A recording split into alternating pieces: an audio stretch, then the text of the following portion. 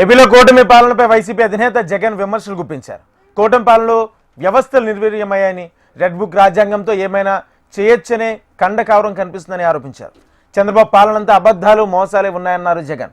తాము ఏనాడు ప్రభుత్వ కష్టాలను ప్రజలకు చూపి పథకాలు ఎగ్గొట్టలేదని గుర్తు చేశారు. ఏడాదిన్నర తర్వాత తాను పాదయాత్ర చేస్తానని, ప్రజలతోనే మమేకం అవుతానని స్పష్టం చేశారు జగన్. చూస్తా కన్ను మూసుకుని కన్ను తెరిచేసరికి దాదాపుగా 2 సంవత్సరాలు కన్ను మూసుకుంటూ అయిపోయింది. మొత్తానికి 5 బడ్జెట్లు ప్రవేశపెట్టే అవకాశం రాష్ట్ర ప్రభుత్వానికి ఉంటుంది. అందులో 2 అయిపోయినాయి. 3వది ఇప్పుడు మార్చిలో, ఫిబ్రవరి చివరిలోనో మార్చిలోనో 3వ బడ్జెట్ ప్రవేశపెడతారు. దాని తర్వాత ఇంకా మిగిలి ఉండేది 2. ఇక్కడ నుంచి ఒక 3 సంవత్సరాలు. ఆ 3 సంవత్సరాల్లో 1.5 సంవత్సరం పోతే దాని తర్వాత నా పాదయాత్ర కూడా స్టార్ట్ అయిపోతుంది. దాని తర్వాత మరో 1.5 సంవత్సరం నేను కూడా ప్రజలతోనే రోడ్ల మీదే, ప్రజల్లోనే మమేకమవుతూ ఆ ప్రయాణం కొనసాగుతుంది. ఇది మరీ ముఖ్యంగా ఎందుకు చెప్పాల్సి వస్తూ ఉంది అంటే, ఈరోజు పరిపాలన చాలా అంటే చాలా అన్యాయంగా జరుగుతూ ఉంది. రెడ్ బుక్ రాజ్యాంగంతో ఎక్కడా కూడా ఎవరినైనా కూడా ఏమంటే అది నేను చేసేయచ్చు అని ఖండకావరంతో ఈరోజు పరిపాలన సాగిస్తూ ఉన్నారు. పాలనంతా కూడా అబద్ధాలు, మోసాలు. ఆ అబద్ధాలు ఆడుతున్నావయ్యా, మోసం ఎందుకు చేస్తున్నావయ్యా అని చెప్పి గట్టిగా నిలదీస్తే రివర్స్ ఉల్టా కేసులు పెడతా ఉన్నారు, పోలీసులను పంపిస్తూ ఉన్నారు. పోలీసు వ్యవస్థ ఎప్పుడూ చూడని విధంగా దుర్వినియోగం అయిపోయిన పరిస్థితులు మొట్టమొదటిసారిగా చూస్తూ ఉన్నాం. ఇవన్నీ కూడా ఈరోజు మనకు కనిపిస్తూ ఉన్నాయి. మరోవైపున పాలన ఎలా సాగుతూ ఉందని ఒకసారి చూస్తే, పాలనలో ప్రతి ఇంట్లో కూడా ఈరోజు చర్చనీయాంశంగానే ఉంది. ప్రతి ఇంట్లో కూడా ఈరోజు చర్చ జరుగుతూ ఉంది. జగన్ ఉన్నప్పుడే బాగుండేది, కనీసం ఆయన ప్రతి నెల ఏదో బటన్ నొక్కుతా ఉన్నాడు, ఖచ్చితంగా మాట చెప్పినాడు, మాట ప్రకారం నిలబడ్డాడు.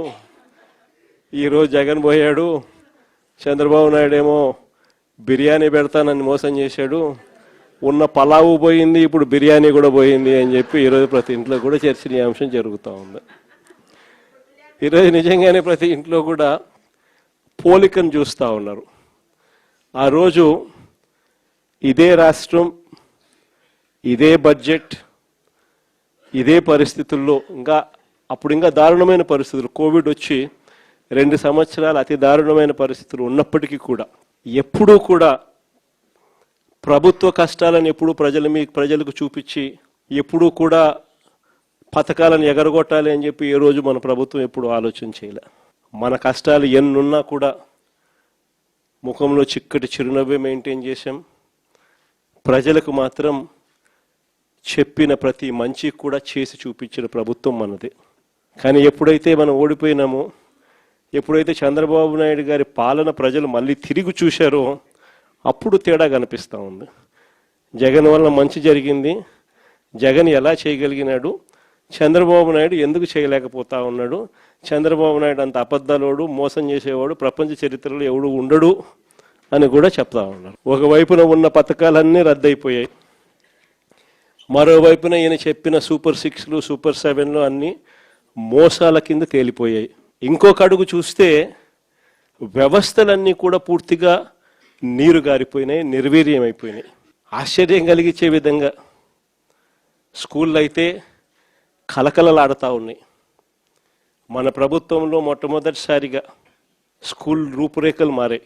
దశాబ్దాలుగా ఎవడు కూడా పట్టించుకునే పరిస్థితి నుంచి స్కూళ్ళ రూపురేఖలు మారి, ప్రైవేట్ వాళ్ళు కూడా గవర్నమెంట్ స్కూళ్ళతో పోటీ పడే పరిస్థితి ఎప్పుడు వచ్చింది అని అంటే అది కేవలం మన 5 సంవత్సరాల పరిపాలనలో మాత్రమే జరిగింది. గవర్నమెంట్ స్కూళ్ళల్లో పిల్లల్ని చేర్పించాలంటే ఎమ్మెల్యే చేత రికమెండేషన్ తీసుకొని పోయి, లెటర్లు తీసుకొని పోయి చేర్పించే పరిస్థితి నుంచి ఈరోజు గవర్నమెంట్ స్కూళ్ళల్లో ఏకంగా దాదాపుగా 9 లక్షల మంది పిల్లలు గవర్నమెంట్ స్కూళ్ళు మానేసిన పరిస్థితి ఈరోజు రాష్ట్రంలో కనిపిస్తూ ఉంది. స్కూళ్ళు నాశనం అయిపోయాయి. పెద్ద చదువులు చదువుతూ ఉన్న పిల్లలు ఫీజు రీయింబర్స్మెంట్ లేక 8 క్వార్టర్స్, జనవరి, ఫిబ్రవరి, మార్చికి సంబంధించిన క్వార్టర్ మామూలుగా ఏప్రిల్లో వెరిఫై చేసి మేలో ఫీజు రీయింబర్స్మెంట్ ఇచ్చేసేయాలి. ఒక క్వార్టర్ అయిపోతూనే, ఒక త్రైమాసికం అయిపోతూనే ఆ త్రైమాసికానికి సంబంధించి మన ప్రభుత్వ హయాంలో వచ్చి నెక్స్ట్ త్రైమాసికంలో పాత త్రైమాసికానికి సంబంధించిన డబ్బులు ఆ తల్లుల ఖాతాల్లోకి డబ్బులు పడేటివి వెరిఫికేషన్ కంప్లీట్ చేసుకుని. జనవరి, ఫిబ్రవరి, మార్చికి సంబంధించిన త్రైమాసికం ఆ క్వార్టర్ నుంచి ఎలక్షన్ కోడ్ మార్చి 16వ తారీఖు ఎలక్షన్ కోడ్ వచ్చింది, అక్కడ ఆగిపోయింది.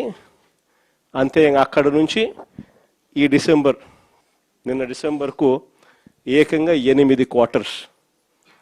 ఒక్కొక్క క్వార్టర్కు పిల్లలకు ఫీజు రీయింబర్స్మెంట్ కింద 700 కోట్లు ఒక్కొక్క క్వార్టర్కు త్రైమాసికానికి డబ్బులు ఇవ్వాల్సి వస్తే 8 క్వార్టర్స్ అంటే 8 × 7 5,600 కోట్లకు గాను కేవలం 700 కోట్లు ఇచ్చినారు.